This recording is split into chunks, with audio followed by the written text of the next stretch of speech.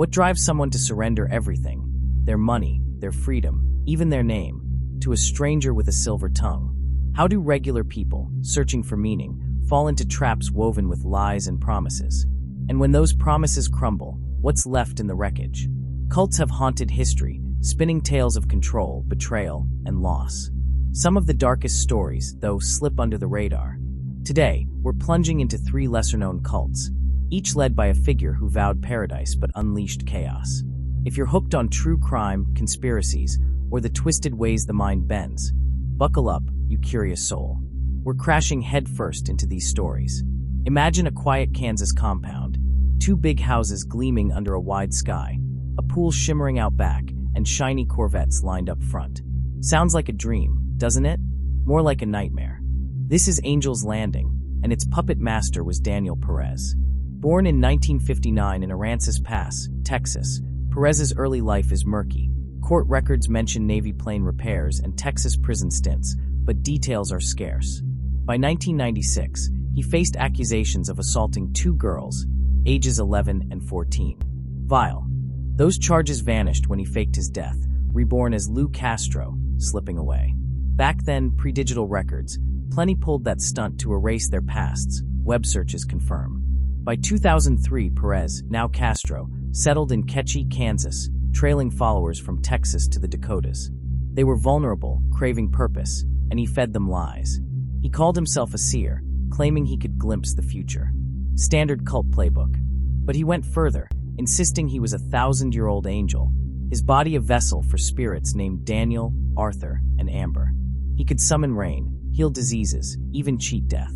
Big claims for a guy with no job, cruising in Corvettes. His followers, mostly young girls, paid the steepest price. One survivor's words hit hard. At 10, while others rode bikes, I hid under a pillow, waiting for it to end. Another, at 16, said, I plan my death daily, driving to school. Those 2015 trial quotes reveal stolen childhoods. Perez twisted their pain, claiming his abuse healed them, a sick ploy to silence them. Studies show 90% of cult members feel isolated before joining. Perez preyed on that void, offering a warped sense of family. Angel's Landing wasn't just a den of cruelty, it was a cash machine. Unlike most cults, where only the leader lives large, Perez ensured everyone had luxury. Why? Life insurance scams. He took out policies on followers, naming himself or others as beneficiaries. When funds dipped, someone died, and millions rolled in, court files reveal.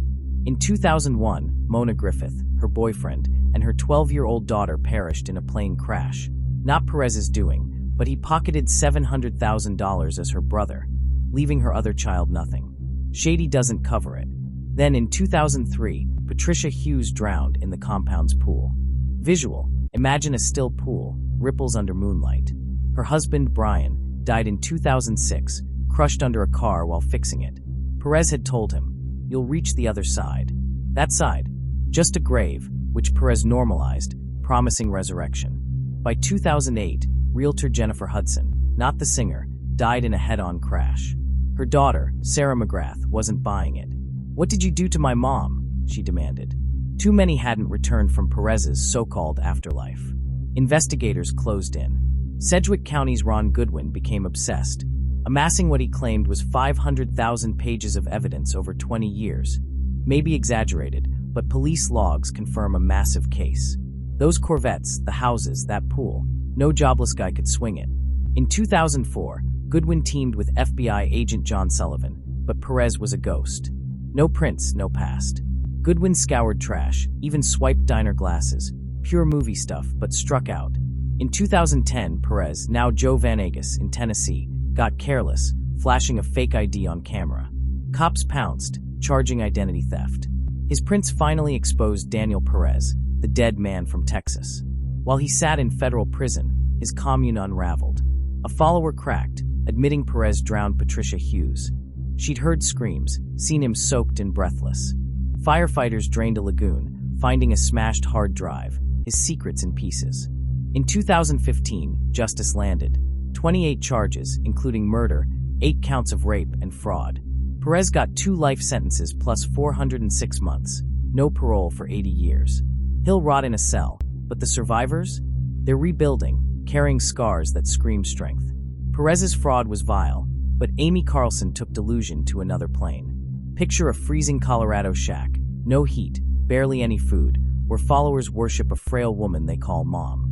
That's Love Has Won, and Carlson was its self-proclaimed goddess. Born in 1975 in McPherson, Kansas, she started ordinary, middle-class, school choir, decent grades.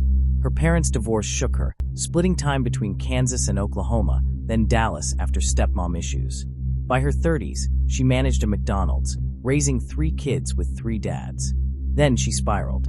In 2006, Carlson dove into New Age forums like leghtwerkers.org. Gone now, web checks confirm. A user, Amrith White Eagle, convinced her she was divine. By 2007, she ditched her kids, job, and family, joining White Eagle in Colorado. They formed the Galactic Federation of Light, Star Wars vibes, cult reality. It morphed into Love Has Won, with Carlson as Mother God, claiming 19 billion years and 534 past lives, including Jesus, Joan of Arc, and Marilyn Monroe. No receipts, just audacity. Her group blended spirituality, conspiracies, and social media hustle. Daily live streams, X Still Has Traces, pitched Carlson as the path to 5D ascension, whatever that is. She swore she could cure cancer with etheric surgeries, waving hands, no scalpel. Pure placebo. Her followers, often broke or sick, craved her promise of purpose. A 2023 study notes cults exploit emotional gaps. Carlson filled them with cosmic nonsense. Life inside was brutal. Followers crammed into a cold shack, half-starved, serving Carlson's whims. They called her Mom, praised her endlessly, and faced public shaming on streams if they faltered. One man was abandoned in the desert, dehydrated, eyes burned from staring at the sun. Torture, plain and simple. Carlson's tactics: fasting to weaken them, sleep deprivation to dull their minds, isolation to cut off the world. No family, no friends, just her. She took their money, calling it shared, while guzzling booze and colloidal silver, a fake cure sold online, sights down now. Silver's risks: seizures, organ failure, blue-gray skin. Carlson's body showed it, thinning hair, sunken cheeks, but she claimed invincibility. She wasn't. In April 2021, cops found her mummified body in a sleeping bag, wrapped in Christmas lights, glitter on her face, eyes missing, a grotesque shrine. 7 followers faced charges for corpse abuse and child endangerment. 2 kids were there, which is horrifying. Charges dropped, but the cult collapsed. Splinters like Joy Reigns and 5D Full Disclosure linger online. Ex-post show, peddling her old lies. Survivors fight to reclaim their trust, broken by a woman who sold them the stars. Carlson played deity, but Bhagwan Sri Rajneesh built an empire. Picture 64,000 acres of Oregon desert, alive with red-robed followers, complete with buses, an airstrip, and a reservoir. This was Rajneeshpuram, a utopia turned crime scene. Born in 1931 in central India as Chandra Mohan Jain, Rajneesh was sharp, raised by free-thinking grandparents in a Jainist family valuing nonviolence.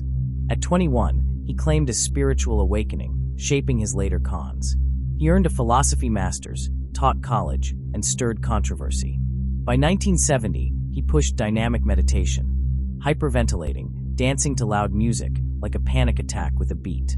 He gathered neo-sannyasins, and in 1974 opened a Pune, India, ashram, blending Eastern mysticism with Western therapy. It drew Westerners seeking enlightenment. India's government bristled. His free love stance and Rolls-Royce fleet didn't help. Facing heat, he and his secretary, Ma Anand Sheela, eyed America. In 1981, they bought Big Muddy Ranch near Antelope, Oregon, 64,229 acres per wild country. Rajneeshpuram rose, a city for 7,000, with houses, sewage, and power. Sheela, a fierce operator, ran it tightly. Locals in Antelope, 60 people, panicked. Cult neighbors? Hard pass. Tensions flared. Rajneeshpuram wasn't just spiritual, it was criminal. In 1984, Sheela's team grew salmonella in a lab, spiking salad bars in the Dallas, sickening 751. It's still America's largest bioterror attack, CDC confirms. The aim? Cripple voter turnout to rig elections. It backfired, locals voted harder.